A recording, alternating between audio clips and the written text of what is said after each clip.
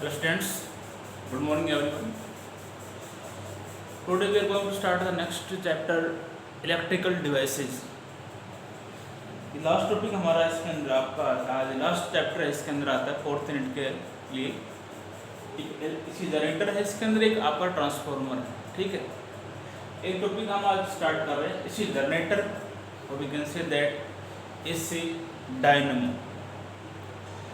तो जनरेटर आपने पीछे पढ़ा होगा, एक ऐसा डिवाइस होता है जो आपका अल्टरनेटिंग करंट जो है उसको प्रोड्यूस करता है फ्रॉम मैकेनिकल एनर्जी, और we can say that it device which produces the alternating current energy from mechanical energy, ठीक है।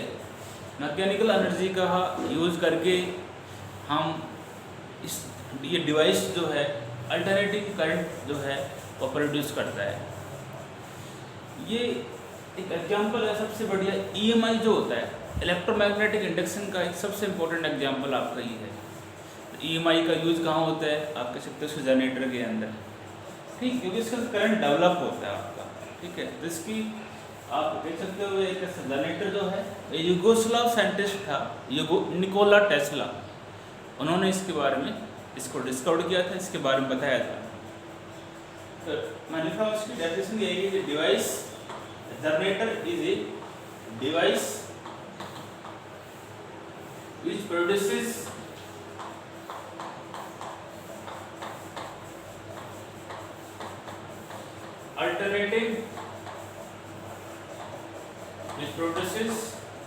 alternating current energy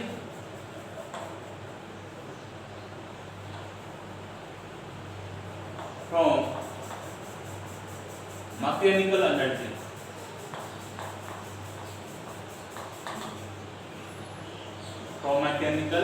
energy, ठीक है। तो जनरेटर जो है एक आपका सीधी सी बात है, एक ऐसा डिवाइस होता है जो अल्टरनेटिंग करंट प्रोड्यूस करता है, और we can say that mechanical energy को अल्टरनेटिंग करंट एनर्जी में कन्वर्ट करता है, ठीक है। अब इसका बात करते हैं प्रिंसिपल क्या होता है, इंपॉर्टेंट टॉपिक है, एग्जाम में आपका 5 नंबर में आ सकता है, काफ़ी टाइम पहले भी आया हुआ है, ठीक है। इसके बाद में बात करते हैं इसका प्रिंसिपल क्या होता है। प्रिंसिपल जो है इसका based on the EMI, it is based on the EMI, based on EMI मतलब electromagnetic induction, electromagnetic induction,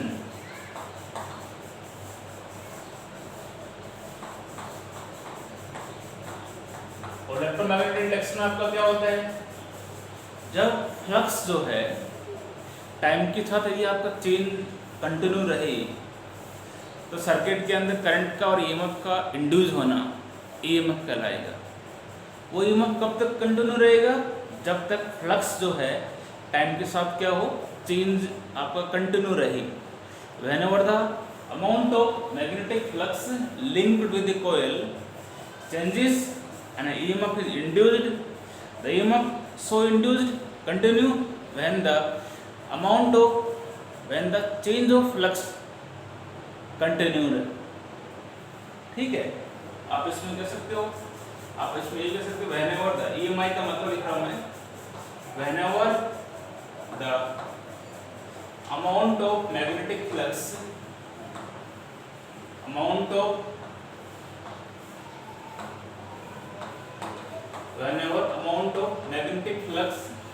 linked with the coil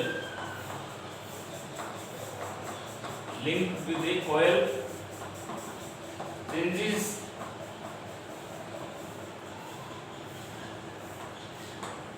and EMF is induced in the circuit, and EMF or current is induced in the coil, in the coil. जब आपका flux जो है यदि change हो रहा है time के साथ, ठीक है, तो वहाँ पर आपका करंट और ईएमएफ का इंड्यूस होना EMI कहलाता है। कंस्ट्रक्शन में लिखूंगा नहीं, मैं डायग्राम में बता देता हूँ, ठीक है। और इसके वर्किंग थ्योरी की हम बात करते हैं, ठीक है। कंस्ट्रक्शन आप खुद लिख सकते हो, मैं इसकी वर्किंग थ्योरी की बात करूंगा। कंस्ट्रक्शन के अंदर आप डायग्राम ड्रा करोगे, उसको मैं लिखने यहाँ हेडिंग डाल रहा हूँ ओनली, आप इसको बनाओ। कंस्ट्रक्शन के लिए इसके लिए मैं डायग्राम इसका ड्रा कर रहा हूँ जनरेटर का, ठीक है। इसको कंप्लीट को मिटा रहा हूँ एक बार में। तो जनरेटर का कंस्ट्रक्शन के अंदर आप डायग्राम ड्रा करोगे, इस प्रकार से आप इसमें आप दिखा सकते हो। एक आर्मेचर कॉइल होती है, consist of large number of turns, इसके अंदर जो है नंबर ऑफ टर्न्स होते हैं कॉपर वायर्स के, उसको हम बाउंड करते हैं सॉफ्ट आयरन के ऊपर, ठीक है। ये यहाँ पर स्लिप रिंग्स होती है, ऐसे रिंग के फॉर्म में है, इसके साथ यहाँ ब्रूसिंग लगा देते हैं, ठीक है। ऐसे इस एंड से इसको, ये आर्मेचर कॉइल का एंड इसमें से ऐसे पास करके यहाँ भी आप सेम ऐसे दिखा सकते हो। एक रिंग आपकी हो जाएगी यहाँ पर, और ये क्रोस यहाँ पे आपको लग जाएगा,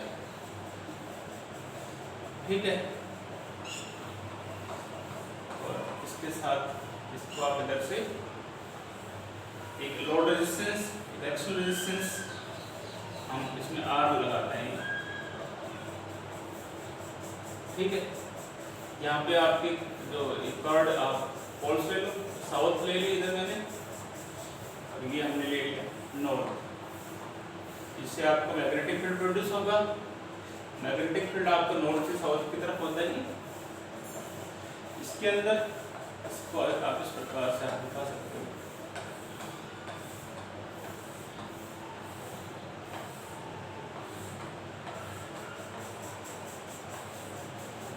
ठीक है।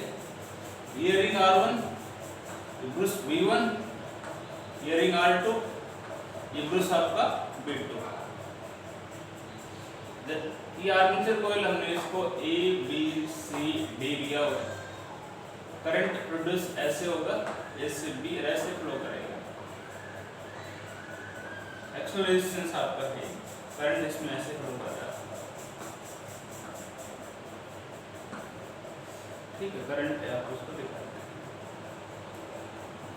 इस एक्सिस के ऊपर कॉइल रोटेट करती है आपकी,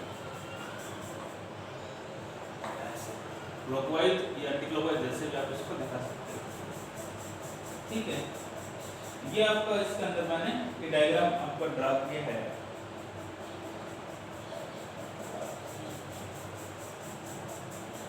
कंस्ट्रक्शन के अंदर मैं बात कर रहा हूँ यहाँ पर,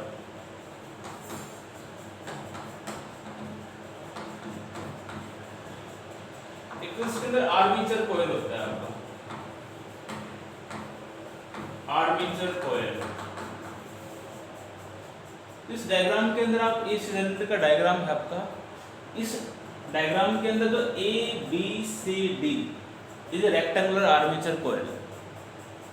it consist of large number of turns of insulated copper wire is bound और एक soft iron core. Copper wires को हम सॉफ्ट आयरन के ऊपर हमने बाउंड किया हुआ है, ठीक है, जिससे स्ट्रॉन्ग मैग्नेटिक फील्ड आपका प्रोड्यूस होगा। सॉफ्ट आयरन इसीलिए हमने उसको लिया हुआ है। इसके बाद में हम इसमें बात करते हैं, सेकंड जो है इसमें आता है फील्ड मैग्नेट्स।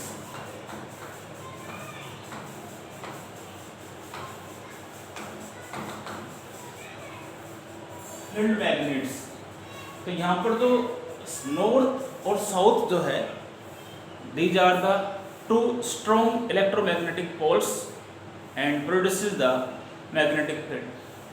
ये आपके दो पोल्स हैं नॉर्थ साउथ, जिससे आपको मैग्नेटिक फील्ड क्या होगा, प्रोड्यूस होगा, और उसी मैग्नेटिक फील्ड के अंदर आपकी आर्मेचर कॉइल क्या करती है, रोटेट करती है।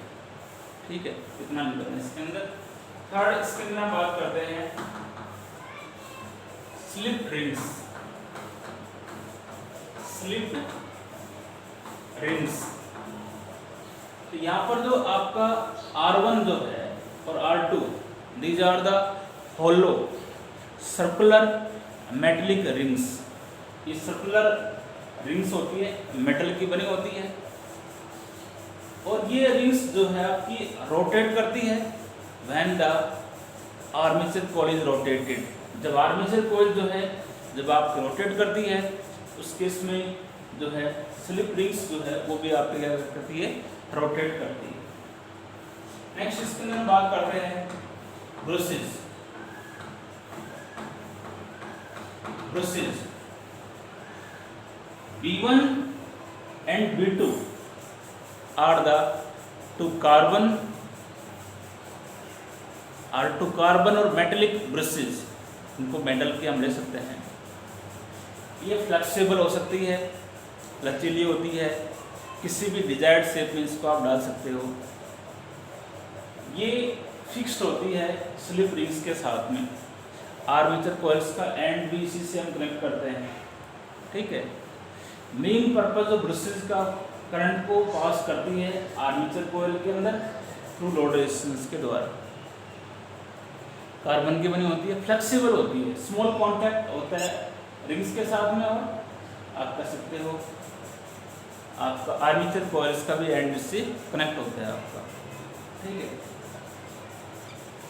अब इसके अंदर हम वर्किंग थ्योरी की बात करते हैं।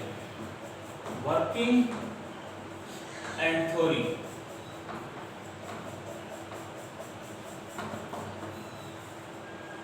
Initially, the plane of coil is perpendicular to the plane of paper, and magnetic field is applied. Then the angle theta normal to the coil and magnetic field. Angle जो है आपका वो क्या करेगा, वैरी करेगा। Therefore, magnetic flux link with the coil changes, और इसके अंदर EMF आपका इंड्यूस होता है। शॉर्ट में भी आपका आ जाए कंस्ट्रक्शन में, आप इसमें ये लिख सकते हो। जैसे इसके अंदर हम मैग्नेटिक फील्ड अप्लाई करते हैं, देन एंगल जो होगा नॉर्मल के बीच में, नॉर्मल टू दी कॉइल और मैग्नेटिक फील्ड के अंदर, वो आपका रोटेट होगा, चेंज होगा। तो उस केस के अंदर मैग्नेटिक फ्लक्स भी इसका चेंज होगा। तो वहाँ पे इसके अंदर, और ये फैराडे की सेकंड लॉ में हमने पढ़ा है, जब टाइम के साथ यदि आपका फ्लक्स चेंज हो रहा है तो सर्किट के अंदर EMF और करंट आपका इंड्यूस्ड होता है।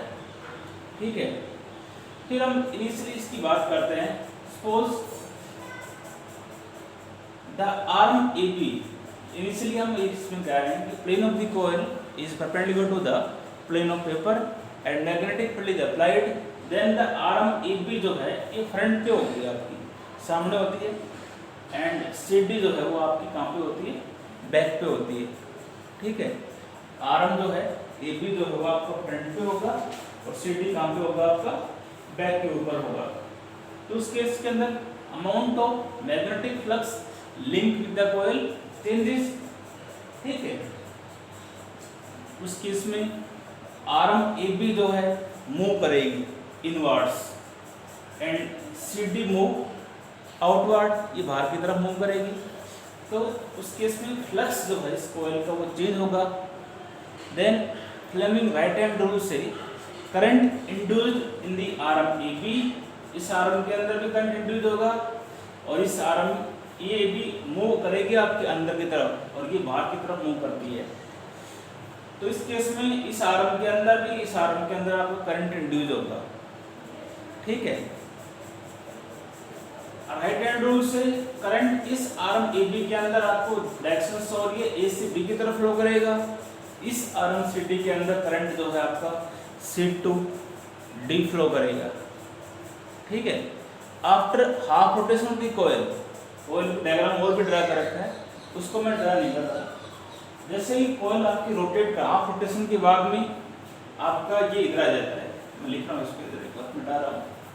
इस केस में ये आपका ऐसे हो जाएगा, हाफ रोटेशन के बाद में आर्म ए बी जो है वो मूव करेगी आपकी बैक पे आउटवर्ड, और अंदर की तरफ सी डी आर्म आपकी मूव करेगी। तो उस केस में करंट इस आर्म सी डी के अंदर डी टू सी फ्लो करेगा, और इस आर्म ए बी के अंदर बी से ए की तरफ फ्लो करेगा। मतलब ये हुआ हाफ रोटेशन के बाद में डायरेक्शन ऑफ करंट क्या हो रहा है, अपोजिट हो रहा है। ऐसे ही प्रोसेस क्या होगा आपका, रिपीट होता रहता है। ठीक है, इसीलिए हम बोलते हैं, अगर डायग्राम में ड्रा करूंगा तो करंट जो आपका इंड्यूस हो रहा है, ईएमएफ जो आपका इंड्यूस हो रहा है, उसका नेचर अल्टरनेटिव नेचर बोलते हैं। इस प्रकार से डिफरेंट आपका होता है। पहले हाफ में ये होगा, फिर नेगेटिव, फिर ये आएगा हाफ रोटेशन के बाद, फिर ये, फिर ऐसे, फिर ऐसे, फिर ऐसे। तो हर हाफ के बाद में डायरेक्शन ऑफ करंट जो है वो क्या होगी आपकी, उसका नेचर अपोजिट होगा। इसीलिए हम बोलते हैं अल्टरनेटिंग करंट जो है, तो करंट जो होता है alternating in nature. Her half के बाद क्या होगा आपका, चेंज होता है। इसको मैं लिख रहा हूँ, डायग्राम को मैं मिटा रहा हूँ। ठीक है, वर्किंग थ्योरी हम ऊपर से स्टार्ट करेंगे। इसके अंदर उसमें आपको लिखना पड़ेगा प्लस फ्रैक्शन। यदि आप नोट नहीं भी करते हो, डायग्राम को ध्यान रखो। डायग्राम क्योंकि बोर्ड छोटा है इसलिए थ्योरी जो लिखी नहीं जाएगी, थोड़ा ज़्यादा लिखूंगा थोड़ा सा, इसलिए इसको मैं इधर लिख रहा हूँ। वर्किंग एंड थ्योरी डायग्राम से ही मैंने बता दी, अभी तो बताई वो सेम वैल्यू लिखेंगे हम। जो अभी मैंने बताया है ना वर्किंग थ्योरी, क्वालिटी सेम हम इसके अंदर लिखते हैं। ठीक है, इस केस के अंदर इनिशियली हम ये कह रहे हैं, suppose the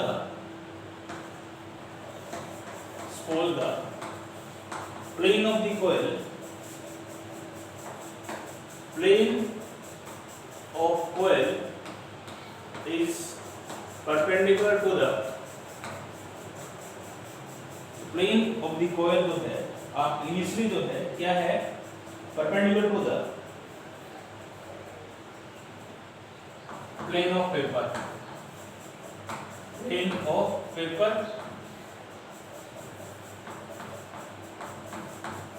in which magnetic field is applied. सीधा ये भी कर सकते हो, जब आप मैग्नेटिक फील्ड अप्लाई करते हो, द आर्म ए बी आपकी फ्रंट के ऊपर होगी, arm A B at front, and C D जो है वो कहाँ पे होगी आपकी, बैक पे होगी। ठीक है, आर्म ए बी कहाँ पे होगी, फ्रंट पे, और सी डी कहाँ पे होगी, बैक पे होगी। इस केस के अंदर the amount of magnetic flux link with the coil, the amount of magnetic flux, the amount of magnetic flux link with the coil,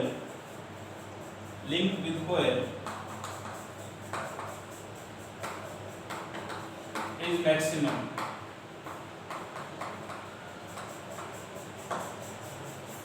Then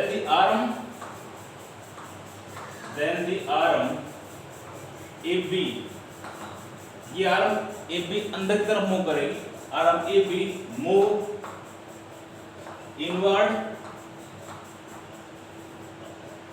and CD move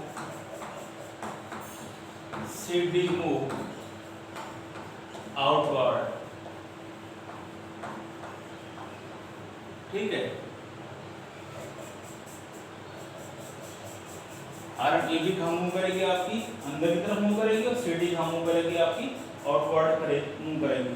तो उस केस में फ्लेमिंग राइट हैंड रूल से सीधा लिख रहा हूँ, according to Fleming right hand rule, the current induced होगा, Fleming right hand rule,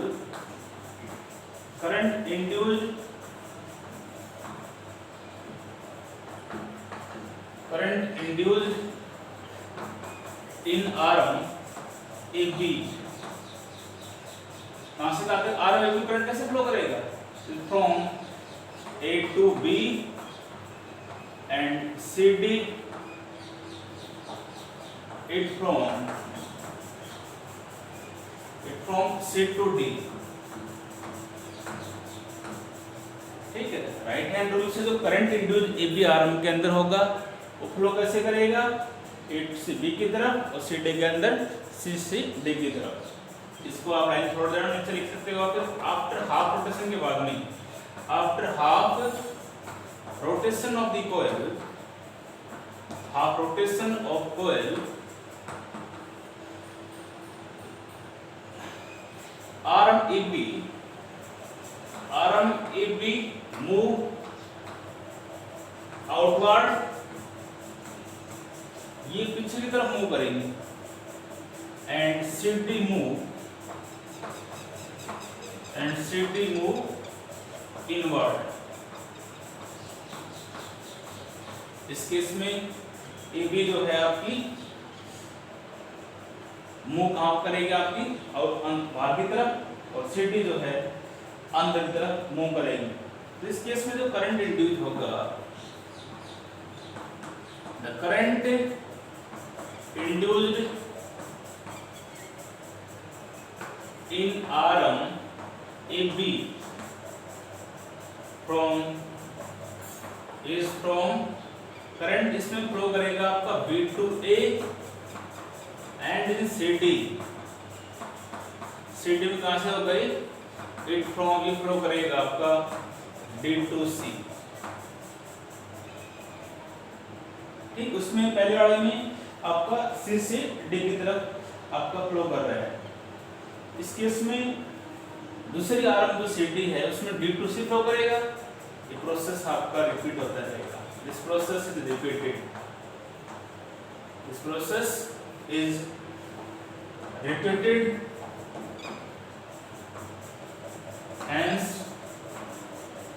induce current, जो करंट आपका इंड्यूस हो रहा है, hence induced current is alternating in nature।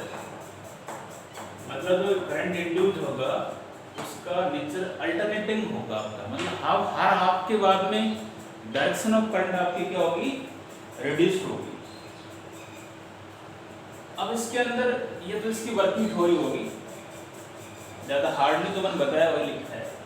अब इसके अंदर हम बात करते हैं मैथमेटिकल पोर्शन जो है आपका करंट इंड्यूस हो रहा है, ये जो ईएमएफ जो इंड्यूस होता है वो हम कैलकुलेट करेंगे।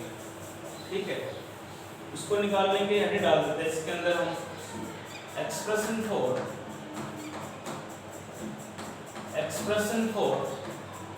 इंड्यूस्ड ईएमएफ,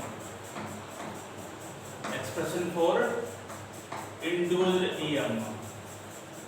जो आपका ईएमएफ इंड्यूस हो रहा है, ये करंट जो आपका इंड्यूस हो रहा है उसको यदि हमें निकालना है, उसके लिए हमने क्या किया, पहले हमने इसके अंदर मान लिया सपोज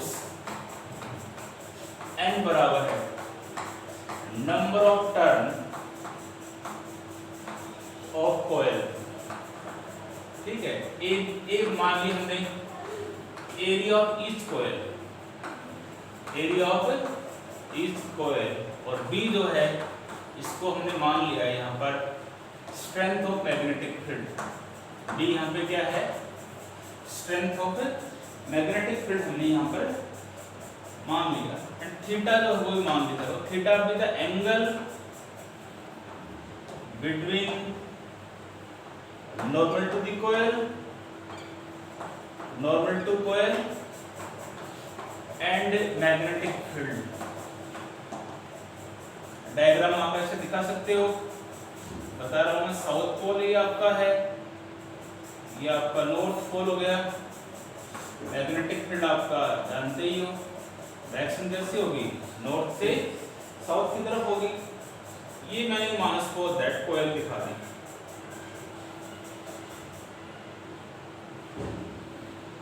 ये आपकी कोयल है और इसका नॉर्मल ये होगा, परपेंडिकुलर ये तो होगा इसका, ये नॉर्मल दिखा दिया मैंने इसका।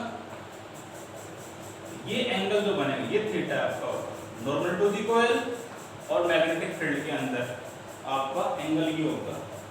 ठीक है, तो आपको नंबर ऑफ टर्न्स दे रखा है कोयल का, एरिया दे रखा है, मैग्नेटिक फील्ड दे रखा है। तो आप मुझे बताओ the amount of magnetic flux, amount of magnetic flux link the coil. Flux क्या होगा? मैग्नेटिक फ्लक्स जो है वो किसके बराबर आएगा? वो आएगा N B dot A. Magnetic flux क्या होगा? B dot A. ठीक है, और ये हम जानते हैं ए डॉट बी अब किसके इक्वल होता है? N B A cos of theta. क्या आएगा? N B A cos of theta. और रोटेट, कोई रोटेट करेगी तो एंगुलर वेलोसिटी होगी। तो एक रिलेशन हमने पढ़ा था पीछे, angular velocity is equal to होता है एंगुलर डिस्प्लेसमेंट अपॉन टाइम। तो थीटा यहाँ से ओमेगा टी हम कह सकते हैं। तो फाई जो है यहाँ से आपका आएगा N B A cos of omega t. तो magnetic flux link with the coil जो किसके बराबर आएगा? N B A cos of omega t के बराबर आपका आएगा। ठीक है, तो ईएमएफ इंड्यूस्ड जो होगा, आल्सो ये हम जानते हैं फैराडे सेकंड लॉ से E इज इक्वल टू क्या होता है? D phi by d t, then minus d by d t as it is, और फाई आपने निकाल लिया। फाई किसके बराबर है?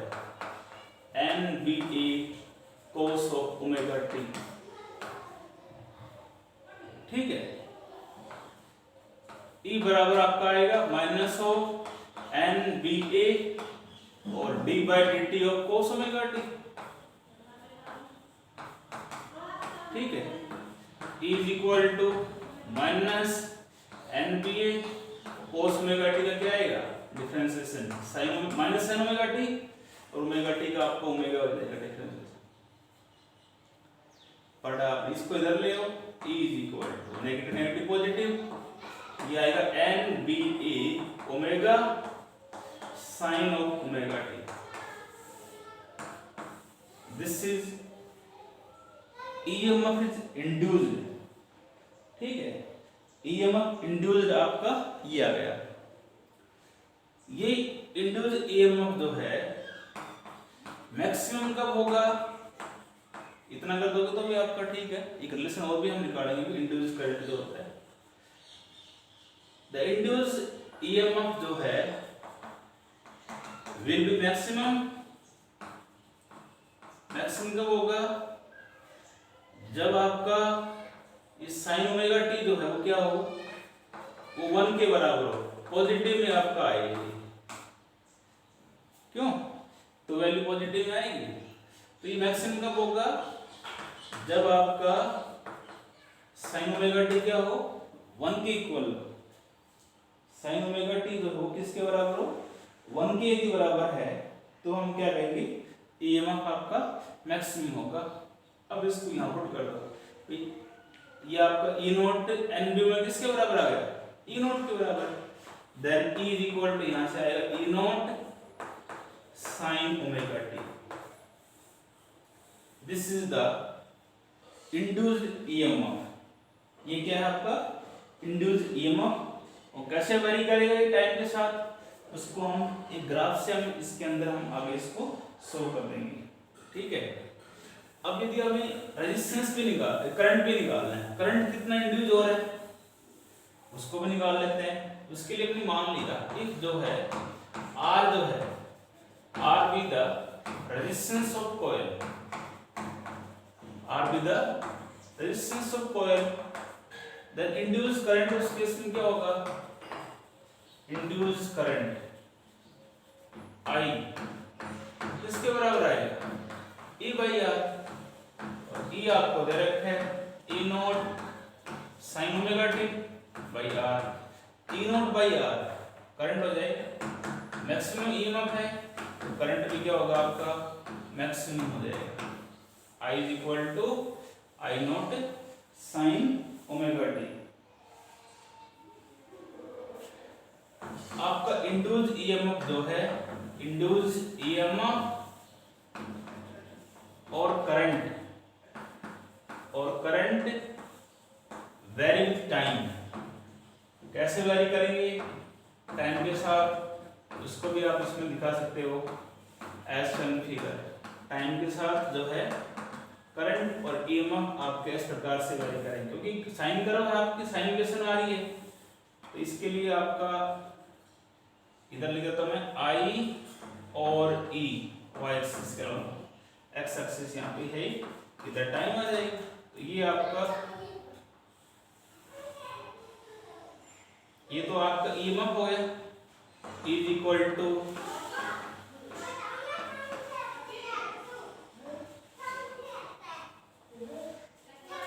इसकी equation I is equal to क्या आएगा?